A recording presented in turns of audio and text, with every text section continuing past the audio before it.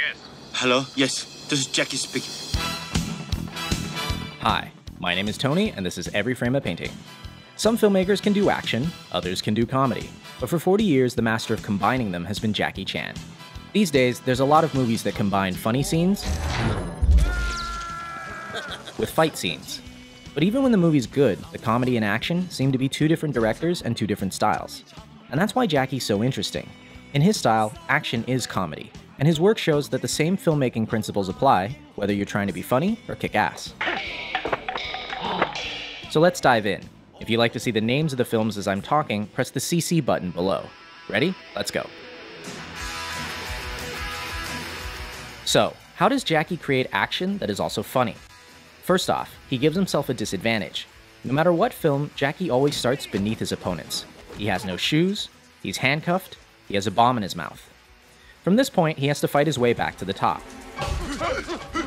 Each action creates a logical reaction. And by following the logic, we get a joke. In movies, this comedic style goes back to the silent clowns like Chaplin, Lloyd, and Keaton. But I think Jackie has distilled it down to one line of dialogue. Please! I said I don't want trouble! Because he's the underdog, Jackie has to get creative, which brings us to point number 2. He uses anything around him. This is the most famous aspect of his style. Take something familiar, do something unfamiliar.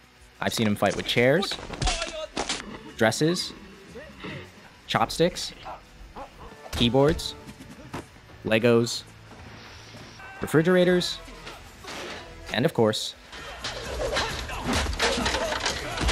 not only does this make each fight organic and grounded, it also gives us jokes that couldn't happen anywhere else. Number 3, Jackie likes clarity. He doesn't do dark scenes where everything is color-corrected blue. If his opponent wears black, he wears white. And if his opponent's in white, then he's styling. His framing is so clear that in every shot, he's setting up the next bit of action. Here, even though we're watching the stuntman, 2/3 of the frame is the staircase. A few seconds later, we see why.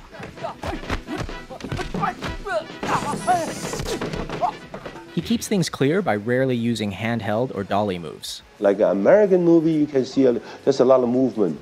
When the camera angle movement, that means the actor, they don't know how to fight. In slow motion, you can see how the camera operator swings around to make the hits seem more violent. But since Jackie can fight,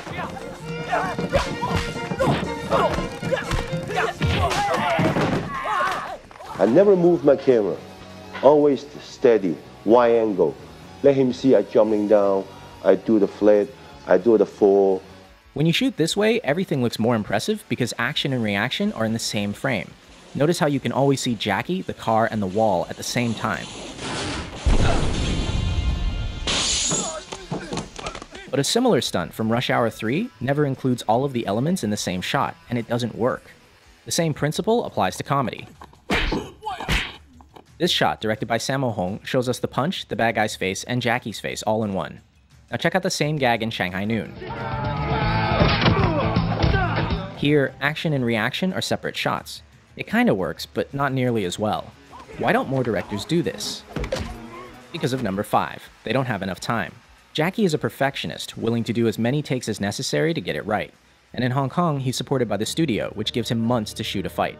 And the most difficult thing is when I throw the fan and coming back, more than 120 tick. Those kind of scenes, oh, Jackie, good. It's not good. You can do it. Except, do you have the patience or not? When I rewatch his work, these little things are the ones I'm most impressed by. He doesn't need to do them and they eat into his budget, but he still does them because he wants to. And it's that going above and beyond that I respect and admire. But in America, they don't allow you to do that, because the money just poof, poof, poof, poof. And his American work is missing something else. And there's a rhythm also into the way that the shots are performed and also the way they're edited. And Jackie said something very interesting that, that the audience don't know the rhythm's there until it's not there. Jackie's fight scenes have a distinct musical rhythm, a timing he works out on set with the performers. Ready, action, stay where you are. Stay where you are, don't chase me. Boom, boom. Then, boom, see? Everybody looks good. Even experienced martial artists have trouble with it. In his earliest films, you see him learning the timing from Yuan Heping, and it's very much like Chinese opera. But by the mid-80s, working with his own stunt team, he had something totally unique. In America, many directors and editors don't understand this timing, and they ruin it by cutting on every single hit. But in Hong Kong, directors hold their shots long enough for the audience to feel the rhythm.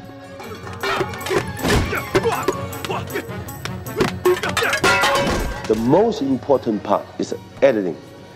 And most of the directors, they don't know how to editing. Even the stunt coordinator, they don't know how to editing. Hong Kong directors like Jackie and Sammo cut a particular way. In the first shot, you hit your opponent in the wide. In the second shot, you get a nice close-up. But when you cut the shots together, you don't match continuity. At the end of shot 1, the elbow is here. At the beginning of shot 2, it's all the way back here. These 3 frames are for the audience's eyes to register the new shot, and they make all the difference. I'm start from here, here. But 2 shots combined, this is zone. That's the power. In other words, show it twice, and the audience's mind will make it one hit that's stronger. By contrast, modern American editing doesn't show the hit at all. At the end of shot 1, the leg is here. At the beginning of shot 2, it's in the same place, going backwards. But because they cut at the exact frame of the hit, it doesn't feel like a hit. A lot of people think this is because of the PG-13 rating, but even R-rated films do this now. It looks like a bunch of people flailing around, instead of a bunch of people getting hurt.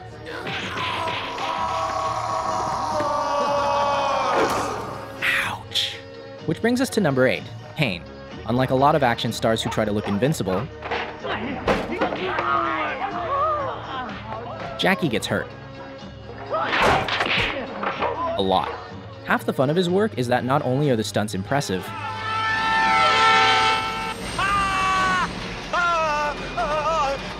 there's always room for a joke. Pain humanizes him, because no matter how skilled he is,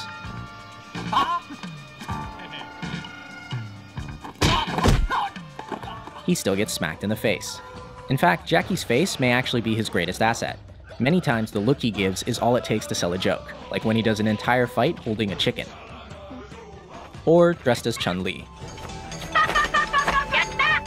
And last, Jackie's style always ends with a real payoff for the audience. By fighting his way from the bottom, he earns the right to a spectacular finish.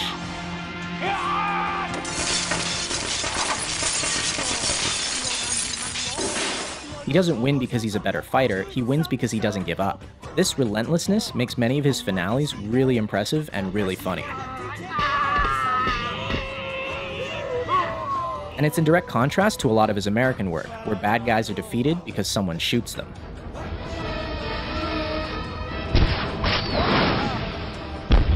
Come on!